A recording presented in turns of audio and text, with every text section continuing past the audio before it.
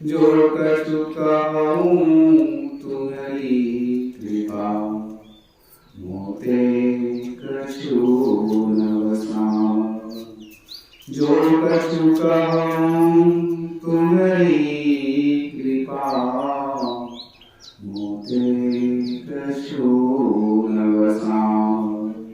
प्रेम से बोली श्री सद्गुरु महाराज की, श्री सद्गुरु महाराज की, श्री सद्गुरु महाराज की जय।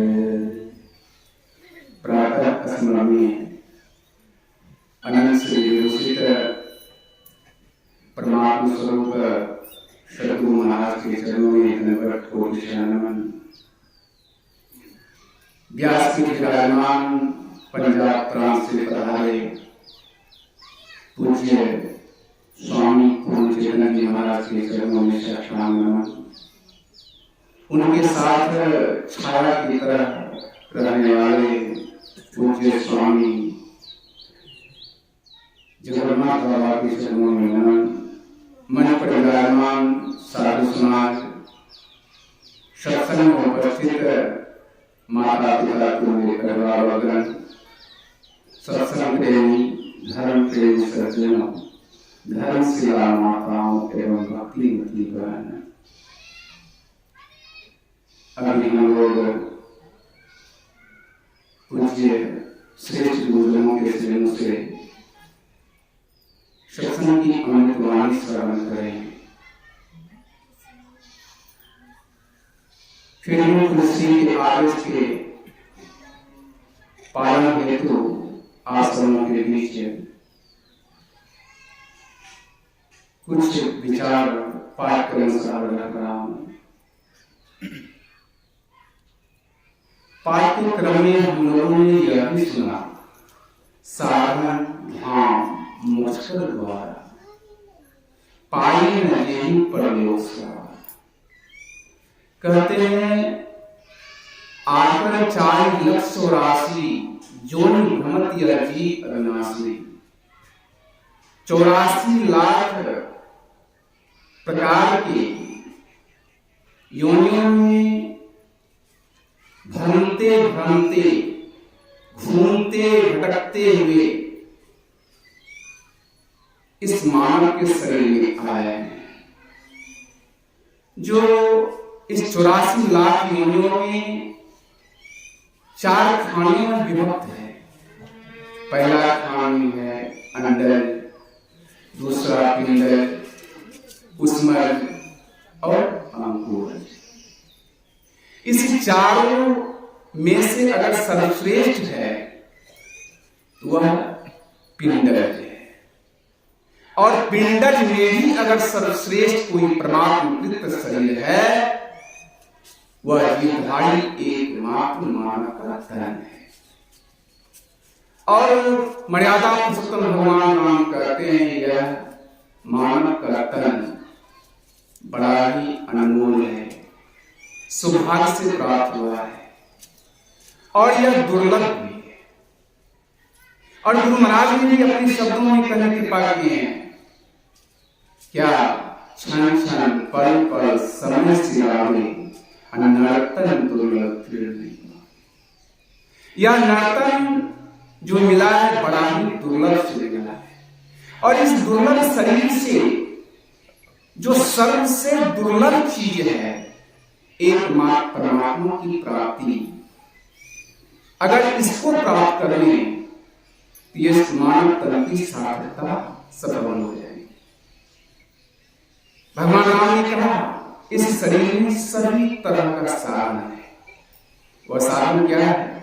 शास्त्र में आया है, ईरा भगवती गंगा, पिंगला यमुना नदी, ईरा पिंगल मध्य सुना सरस्वती। कहते हैं इस शरीर में 72 करोड़ नाड़ियां हैं, और उस 72 करोड़ में 1109 नाड़ी जिसको मुख्य माना गया है, और उसमें भी 3 प्रधान नाड़ी है। वो कौन है? ईरा, पिंगला और सुषुम्ना। इस 3 नाड़ियों में अगर सबसे उत्कृष्ट सर्वोत्कृष्ट है तो एकमात्र है सुषुम्ना की नाड़ी।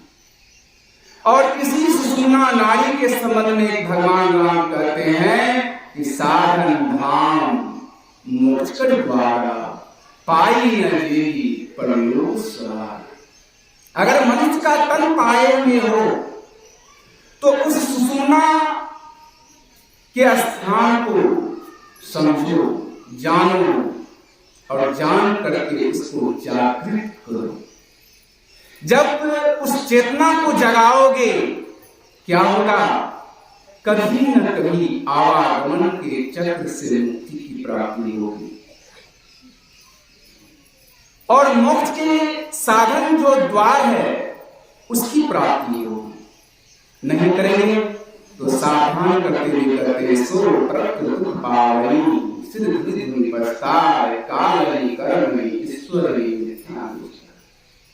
अगर नहीं करते हैं तो कहते हैं वह सुख नहीं मिलेगा, दुख मिलेगा और दुख मिलने के बाद हम किसी दूसरे को दोष देते हुए चले जाएंगे। कहते हैं सावधान हो जाओ। भगवान राम इतना तक नहीं कहते और भी कहते हैं एही तन कर फल विषय न भाई स्वर्ग अंत दुखदाई। कहते हैं ए मनुष्यों, इस तन का मिलना सिर्फ भोग में लिपटे हुए रहना नहीं है, धन एकत्र करने में लगा हुआ रहना नहीं है। कहते हैं इस तन का मिलना इसलिए मिला है यह तन। कहते हैं उस विषय के सुख से अपने आप को मुक्त हो जाओ। एही तन कर फल विषय न भाई। ए मनुष्यों, इस तन का फल विषय की भोग नहीं है। तब क्या है? कहते हैं स्वर्ग अंत दुखदाई। कहते हैं विषय का भोग भी नहीं, दूसरा स्वर्ग का सुख भी नहीं। 2 विषय पर उन्होंने कहा कि यह तन जो मिला, अगर इस तन से विषय और स्वर्ग के सुख को ओछा मानोगे तब तो मानव तन की सार्थकता हो जाए। इसी मानव तन की सार्थकता के लिए हम और आप संतमत के सत्संग में बैठे और संतमत का सत्संग के द्वारा बार बार आप लोग सुनते होंगे कि मानव तन के संबंध में चर्चा हो ही जाती है। 1 दिन का सत्संग हो कि 3 दिन का सत्संग हो या 2 दिन का हो, लेकिन मानव तन की सार्थकता के संबंध में बार बार संत महात्मा संतमत सत्संग के द्वारा क्यों चिताया जाता है? इसलिए यह शरीर आज से नहीं मिला है। इस शरीर का आना जाना बहुत पहले से हुआ है। इसलिए आना जाना तो हुआ है, लेकिन वहां भी देवता दानव मानव है, लेकिन वही मानव दानव हो जाता है, वही मानव देवता हो जाता है, वही मानव उस मानवता को प्राप्त करके परम पुरुष सद्गुरु महाराज जैसे हो जाते हैं।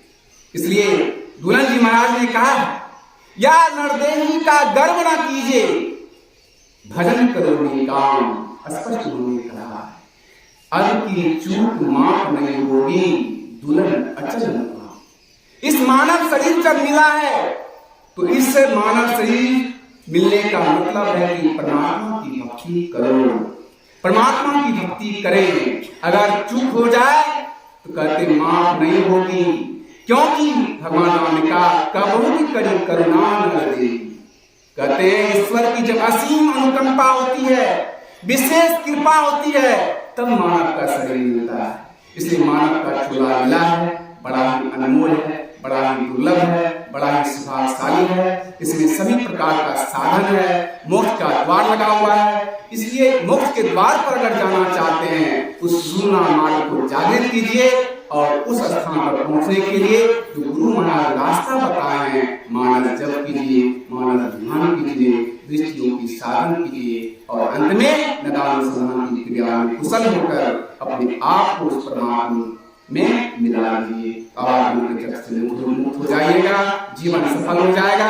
इसलिए इसी को करने के लिए यह मानव का तन मिला है। अगर चूक कर गए तो कहते हैं कि पुनः मिलेगा या नहीं मिलेगा इसका कोई ठिकाना नहीं है।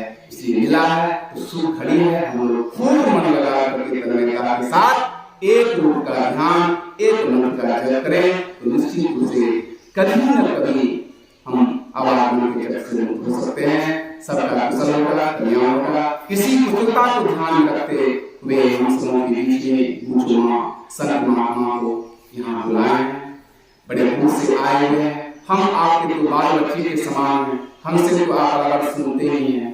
कुछ से दूर से आए हुए हैं, उनके आने का महत्व यही है कि हम लोग अधिक से अधिक उनके अमृतवाणी को श्रवण करें तो हम उनका जीवन कल्याण में होगा। इन्हीं सबों के साथ मैं अपने विचारों पर विराम। बोलिए प्रेम से श्री सद्गुरु महाराज।